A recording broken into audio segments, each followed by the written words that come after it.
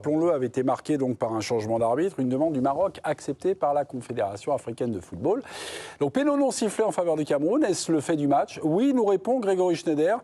Grégory, oh les yeux noirs, on vous laisse 1 minute pour convaincre, allez-y, videz votre sac. Je pense qu'il ne faudra pas 1 minute. Donc, non, ce qui serait bien, ce serait qu'on gagne un petit peu de temps et qu'on leur donne leur coupe directe et qu'on arrête de me prendre moi pour une bille en tant que spectateur, qu'on arrête d'insulter le foot et qu'on arrête d'insulter ceux qui jouent au foot, les joueurs, parce que c'est les premières victimes.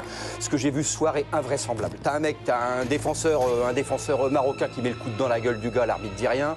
À chaque fois qu'il y a un coup franc pour le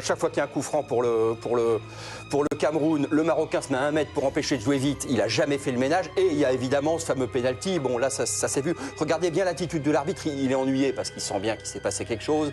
Il sent bien qu'il est dans la sauce. Il sent bien, mais il est en service commandé et ça ne peut pas se passer autrement.